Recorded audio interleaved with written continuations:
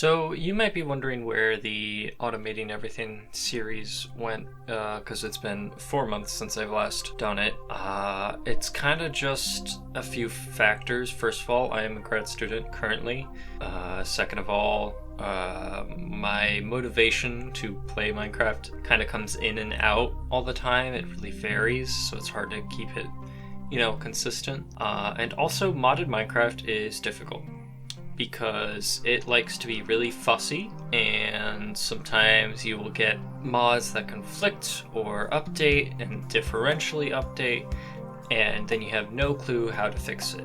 And recently I tried to get the whole pack working again, but I cannot figure out what I'm doing wrong. And I've spent so much energy trying to figure it out, but I still have not been able to figure it out. So at this point, I'm gonna have to just cut it off here, unfortunately. I may do something else Minecraft modded related, but it'll be a much smaller scope if I do. So yeah, here is the remainder of an episode that I had in progress. Most of this work was done 4 months ago as of the recording of this audio. So yeah, enjoy. Hello again. Welcome back to the Automating Everything series. It's been like a week since I played last. Grad school has been a nightmare, but last time we did this whole steel and industrial iron thing, as well as setting up some sand, and I actually already have a plan for what I want to do next for once, instead of having to figure it out on the spot. This time I would like to make it's kind of more set up for future builds, essentially. So one thing I need more of is glass, and it'd be nice to get like stone bricks, stone, smooth stone, a bunch of kind of things like that. So I would like to create a sort of furnace kiln area almost, because I want to make like clay bricks as well as like glass and stuff like that. So it's like, it's hard to define, but I want to make it out of the sandstone bricks like these. That's what this outline is about. I think this will be a 2-story building, probably fairly tall like that one was. This time with 2 floors. Maybe we could have a little bridge over this.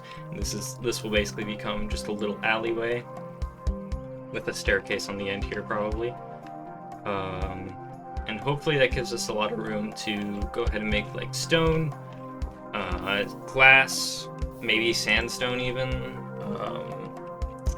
smooth stone, clay, bricks, a lot of different stuff. It's kind of hard to name off the top of my head, but yeah. Oh yeah, someone did also ask if you could put Pokemon as the train drivers, and it turns out you can. Based on all my testing at least, this guy has not moved, or has not despawned, rather, in the times I've exited the game, reloaded it, ran away, came back, that kind of thing. Only thing is, when I exit the game and then return, it's usually invisible, but I can just sit in this seat and then get out and it comes back. So actually, let's see, if I just take, there should be iron on this belt. If I take that, yep, there he goes. So it's perfectly functional. So yeah, we can actually use just wild Pokemon that we have around here and make them our train conductors as opposed to just normal Minecraft mobs. So I'm probably going to do with that because that's fun. But yeah, I'm going to get started on building this building up so I can actually have some things to do. Alright, so I've gotten the glass as well as the bricks made of our little sort of smelting zone here. It's quite the contraption, as you can see, but it's all kind of fitting within this little zone here, and right here we have glass and bricks. So the way this works, there are 2 parts of this. One is in part for just bricks, the other is part for both glass and bricks.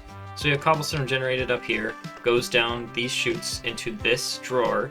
That's just so it doesn't get throughput issues, because it was having that before when I just had them drop straight onto a belt. So I replaced it with a drawer that then, as the belt is, if stuff is grinded, then it can drop it onto the belt directly. And it's been able to keep up. Then we have it ground in these 2 crushing wheels into gravel and then sand. Now that second step also creates clay and flint, which they all go into this chest, like there's the flint, right here as a buffer chest.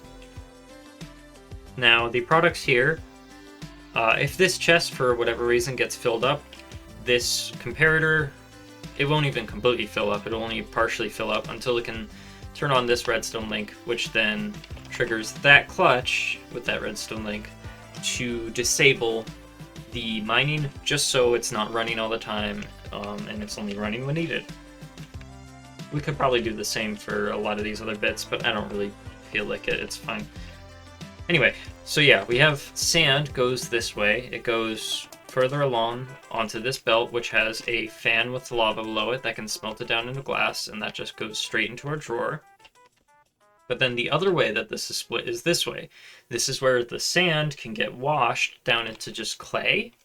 So it goes along here, and it's given like a relatively long length just to have as much time as possible washing, because it'll get done faster that way. If I go around here, we have it going long ways, and we also have a fan above to speed it up once it gets to the end. Now, the clay and flint from this chest go under it. It's not visible right now, but there's a smart chute there that goes under through here along this belt. Flint goes in here, and I just have a void upgrade just to get rid of it because I don't really care about the flint. And the clay continues on into this drawer right here where it can stockpile. And the clay from this sand washing process goes on the same belt right here to enter the clay. Then that gets distributed up this belt into this little channel where we have a fan blowing with lava to then smelt it by here, another fan here, which is not connected currently. Because that's on. I see. That's fine.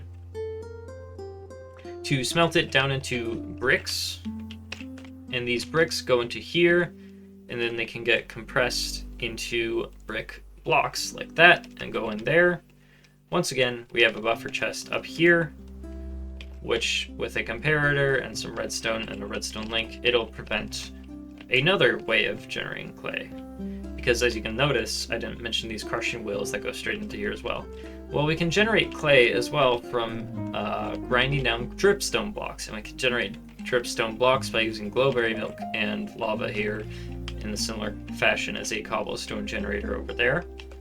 So that's how we're generating extra source of clay, because I was finding that the clay from just that mechanism over there was relatively slow. So that simply goes through these chutes straight into the crushing wheels to get crushed into clay. At some point I'll probably make something to specifically make dripstone, but for now this is fine.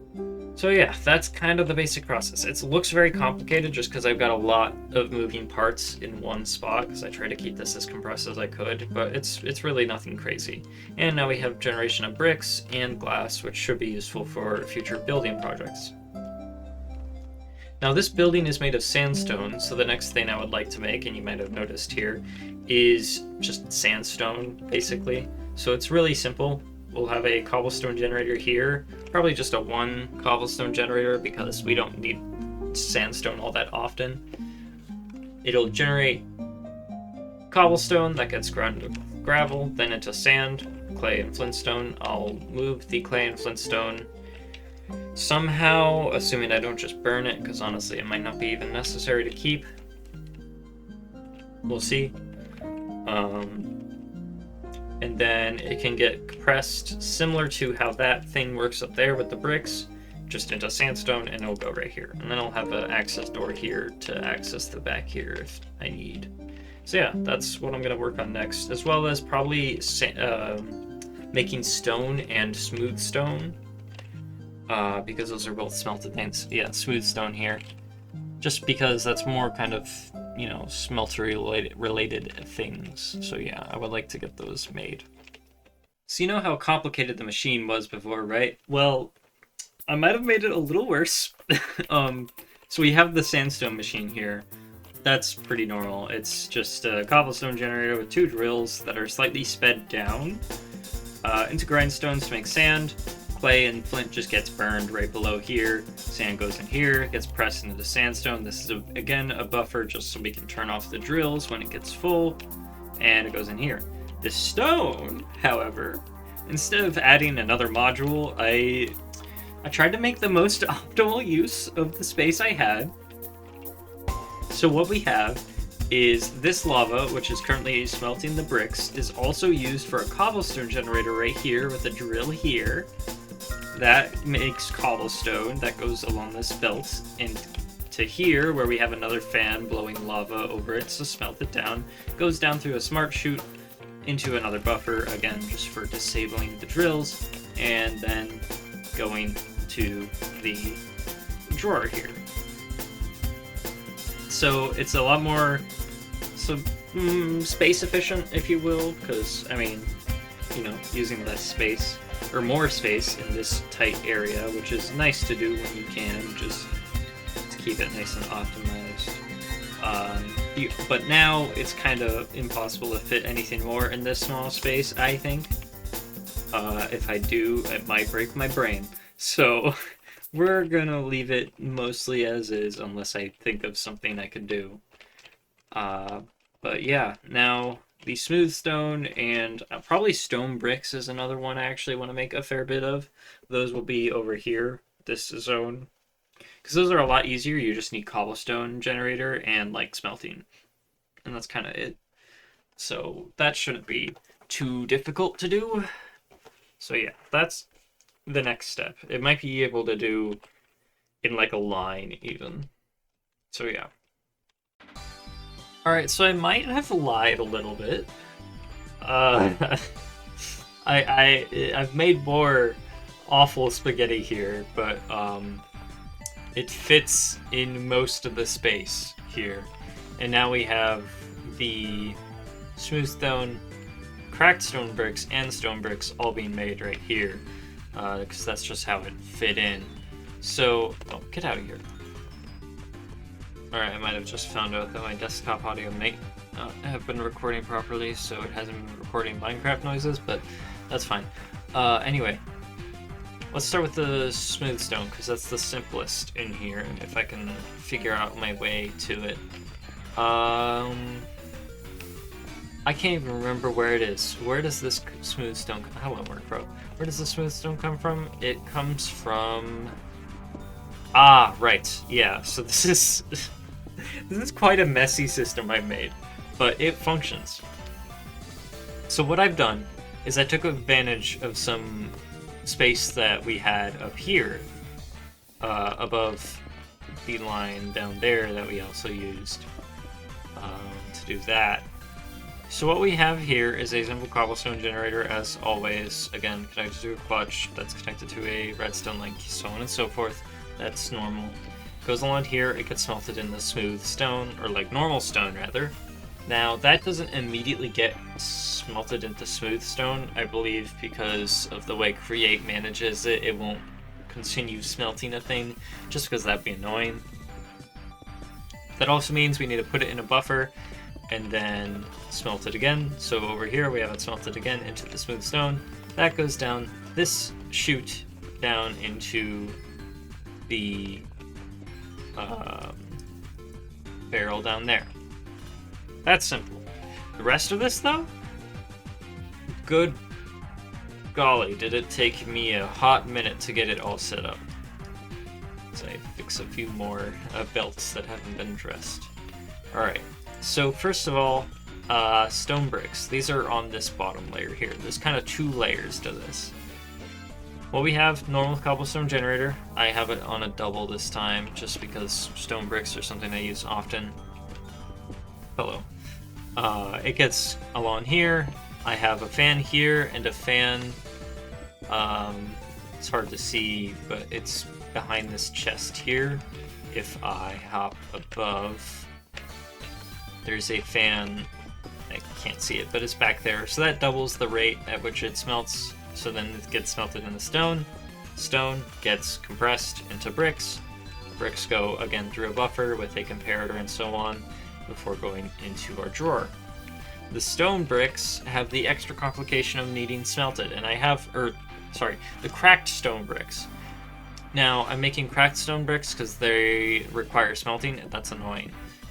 So I figured I'd get them automated at the same time. So I just have a simple 1 cobblestone generator here, because this isn't something I'm going to need as often, but I still want it. So I just have it very slowly making this. Once again, just 1 fan this time with the lava source, oh, ouch, on this side. And then it's pulling that lava across here to smelt it down into stone. Stone gets pressed in the bricks. Those bricks then get put on this tiny belt immediately into the smart chute, back across onto that belt where you can see that there's a fan blowing lava over it so it can smelt, and then that goes into this funnel which has a filter for cracked stone bricks that goes through the upper layer of our filters here, or our buffers rather, through this chest, again with our buffer, then through this chute down to the center one there. So that is the basic idea. In fact, I might move the cracked stone brick one over to this side just because it feels weird to wedge it between those, and it's functionally the same. So yeah, I can do that. But yeah, this took me a while to actually make because I mean, just look at it. It looks like a nightmare. I hope I never have to get in this system again to try to service it or something like that, because it will be a monster. But yeah, it at least is nice and compact, so we're making the most use of space as we possibly can here. But it's not, I don't know, I kind of like the spaghettiness of machinery like this, like in games like Factorio. But that said, it's still a little messy. Like, just look in here, this is like a mess. So yeah, I'm not entirely sure what I want to do with this last little strip here. It could go a few ways. It's honestly dependent on what I want to have smelted down, essentially. I might just leave it blank for now until I figure out at a future date what to put here.